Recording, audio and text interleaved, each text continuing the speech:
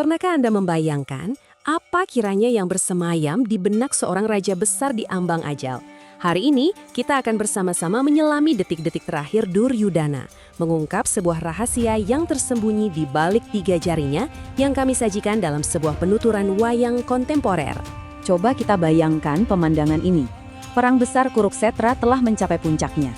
Di tengah medan laga yang hening, Raja Duryudana terbaring kalah, tak lagi berdaya. Namun, dengan sisa-sisa napasnya, ia mengangkat 3 jari ke arah Sri Krishna.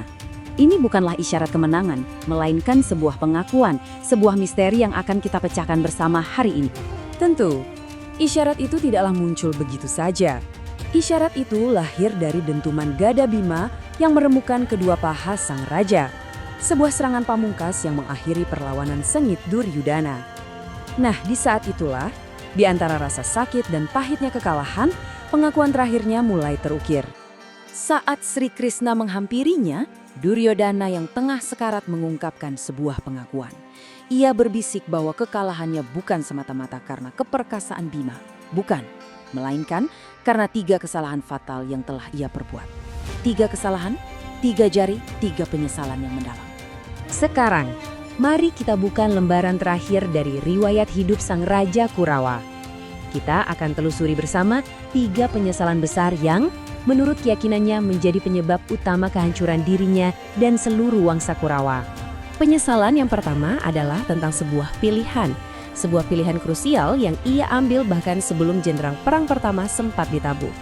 Begini ceritanya, di hadapan Krishna ada 2 pilihan terhampar. Duryudana dengan segala kebanggaannya memilih kekuatan militer yang masif. Seluruh pasukan Narayani yang tak terkalahkan.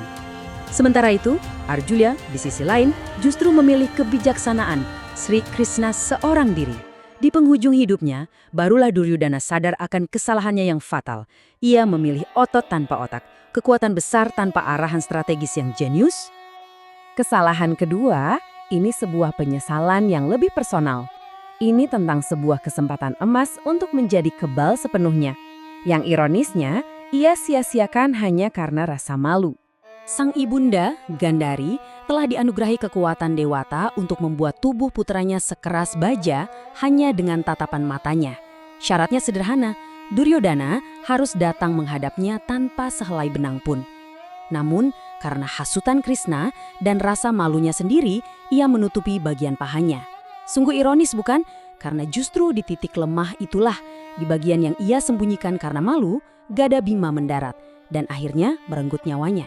Dan penyesalan yang ketiga, mungkin ini yang paling menghantuinya, adalah soal waktu. Tentang kapan seharusnya ia terjun langsung ke medan laga. Ia merasa ia terlambat turun ke pertempuran. Ia sangat yakin jika saja ia bertarung sejak hari pertama, ia bisa memahami situasi dengan jauh lebih baik, memberikan komando yang lebih efektif, dan mungkin, hanya mungkin, ia bisa mengubah jalannya pertempuran, menyelamatkan saudara-saudaranya dan para sekutunya. 3 penyesalan yang terdengar sangat logis, bukan? Namun saat mendengar semua itu, Sri Krishna hanya tersenyum tipis. Ia kemudian memberikan sebuah jawaban yang menyingkap kebenaran yang jauh lebih dalam di balik kehancuran total Duryodhana. Krishna sama sekali tidak membahas strategi perang. Ia tidak menyinggung soal pilihan pasukan ataupun waktu bertarung. Tidak, ia menusuk langsung ke jantung permasalahannya. Menurut Krishna, kekalahan Duryodhana bukan karena kesalahan teknis di medan perang.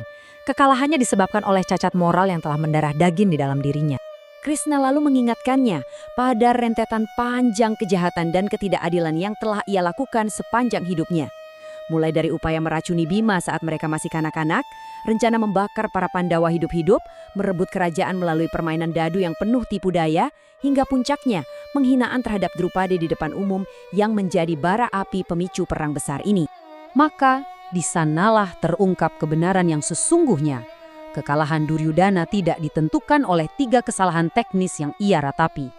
Takdirnya telah tersegel jauh sebelum perang dimulai, ditulis oleh tintanya sendiri. Tinta keserakahan dan ego yang telah membutakan mata hatinya dari jalan kebenaran dan keadilan.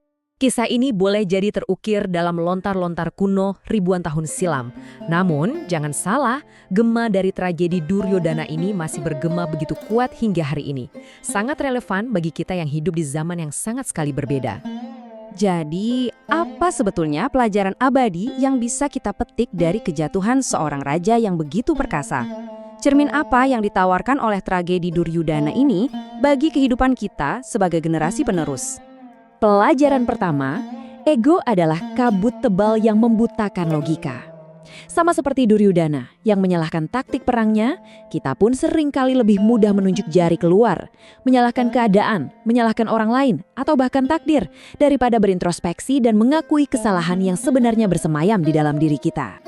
Kedua, keserakahan bisa menutup rapat pintu nurani. Ambisi yang tak terkendali, seperti hasrat Duryodana akan tahta Hastinapura, dapat mendorong kita untuk menghalalkan segala cara. Etika, keadilan, bahkan rasa kemanusiaan pun bisa kita kesampingkan demi sebuah tujuan. Dan jalan seperti itu, percayalah, pada akhirnya selalu berujung pada kehancuran. Dan ini mungkin pelajaran yang paling penting dari semuanya. Integritas itu jauh lebih berharga daripada taktik sehebat apapun. Anda bisa saja memiliki strategi paling cerdas di dunia, kekuatan terbesar, atau sumber daya tak terbatas.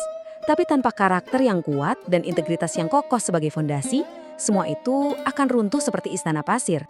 Pada akhirnya, Duryodana bukanlah sekedar tokoh antagonis dari masa lampau. Ia adalah sebuah cerminan dari sisi gelap yang mungkin bersemayam dalam diri kita semua. Bisikan ego, jerat keserakahan. Kisahnya adalah pengingat abadi bahwa pertempuran terbesar seringkali bukanlah melawan musuh di luar sana, tetapi melawan diri kita sendiri. Pertanyaannya sekarang adalah, saat Anda menatap ke dalam cermin ini, bayangan siapa yang Anda lihat?